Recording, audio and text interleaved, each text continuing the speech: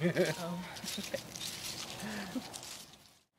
Hi, this is Thom and Tresta Neal, and we are going to tell you how I'm Thom. we met. She's Tresta. So you start. Tell us how we met. We met in a nursing home. No, really. She was a nurse, and I was the nursing assistant. So we worked at Crestview Convalescent Center down in Southern Provo, South Provo, and I was working as a nurse there for $6 an hour. And he came in to get a job, and he was working as a nurse's assistant for a little while, and then you moved out to New Hampshire, right?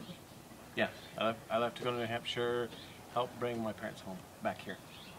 And while we were sometimes while there was dead time and stuff, we would be talking, and he would say really cool things like, "Oh, I have a business back east." I'm wondering, okay, so where did this guy go that went to New Hampshire? He said he was going to come back, but oh well, he's gone.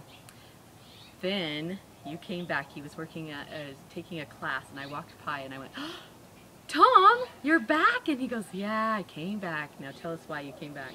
Okay, so I came back to Utah. I was intentioned to do that, but I came back to Crestview not intentionally.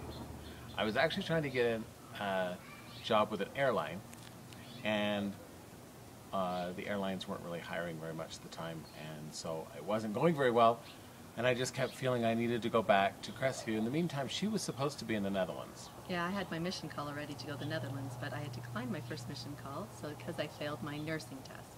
So I had to stay for another 6 months before the nursing test was given again, and so I had stayed on for a little while. And so we worked together for a few months, and then she did end up going. But before that, let's tell us what happened. Okay, what happened? I would be following him from room to room, he would say, but I would be in a room, and then all of a sudden he would be following me. Seriously. And we always teased each other from then on, though. "You're following me." No, you're following me. Well, all I can say is who gave the orders as to where I was supposed to go? Okay, so let's make it all clear. Yes, I gave the orders. Yes, I was the boss. Yes. But one time I was in a room and taking care of a person's foot. I was bandaging up a lady's foot. And he walked in unknowingly that I was there, and I'm like, "See, you are following me." And from that on, we said we were following. So one night, he did not have enough people to work with. He was working the whole floor by himself, and so I decided... She felt sorry for me.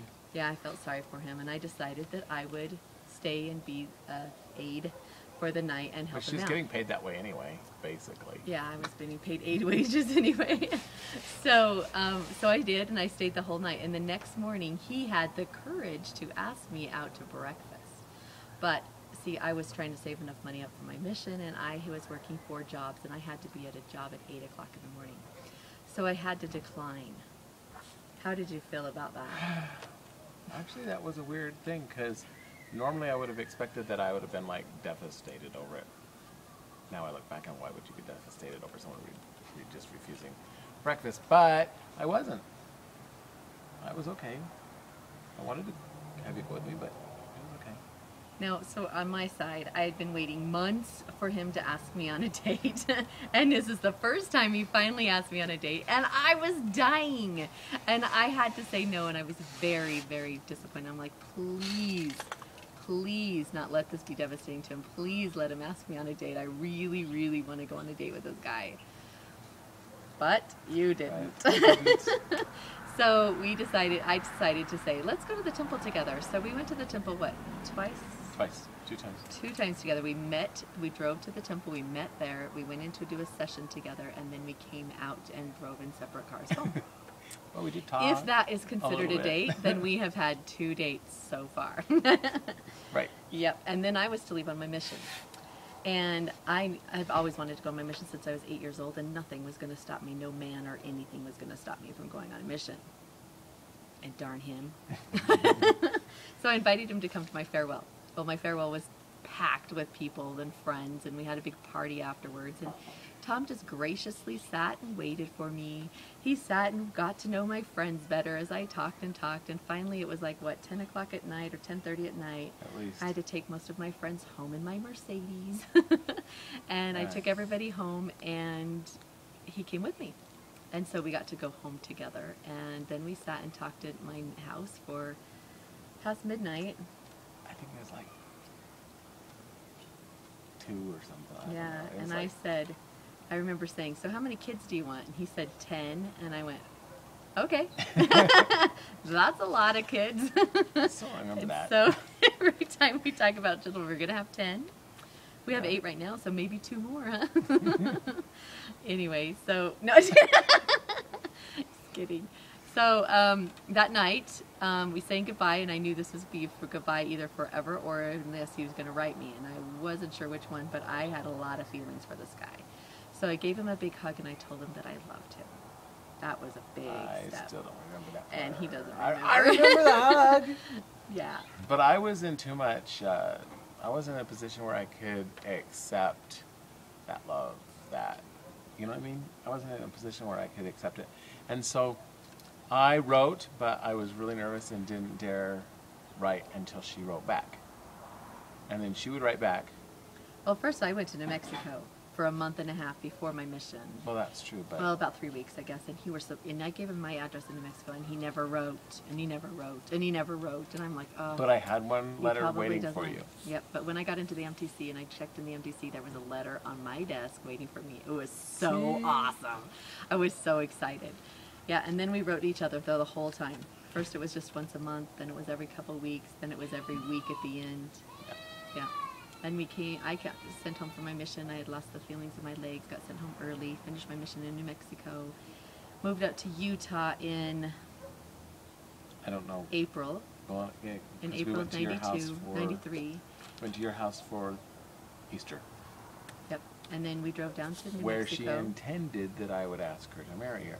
I set it all up. It was a perfect Supposedly. opportunity. I don't know what she's talking about. And he had no clue. We had a nice leisurely walk down by the river. It was perfect. That was what it was supposed to be. Okay. Yeah, that's what it was supposed to be. Anyway, we went Easter egg hunting at up in the cliffs with my grandparents that were hilarious. Oh my goodness. My grandparents are very funny. Where's my sweetie? Grandma would say. Where's that old woman? Grandpa would say.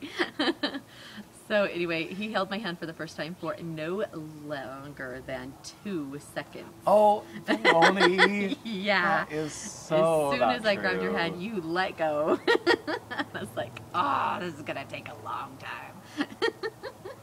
Yeah, whatever. Anyway, I came home. We came home together, and I knew I was saying goodbye to my family. And it was kind of a emotional thing for me, saying goodbye to New Mexico forever. And not that I wouldn't visit it, but it was no longer my home. And I was moving home to Utah to be my home. So he asked me to marry him, and we decided together that night that we are not going to kiss each other. Oh my goodness, what a silly thing to say. But it's true, it's part of the story. No, I didn't mean that. I meant it was a silly thing to decide. Yeah. But anyway, so, well, then now we got to tell the kiss story. Okay, tell the kiss story and then the we'll be kiss done. story is that when we finally did kiss after the wedding, it Over was the a altar. joke. We barely even found each other's lips. I mean, it was ridiculous. It was just a and it was bit- like, all done. And the whole audience was like, And everyone was like, Okay. okay, that was weird. And then, but that's only half the story. The other half of the story that makes it embarrassing and fun is that a week later, we end up in New Mexico for what is that called? the wedding reception. Yeah, wedding reception.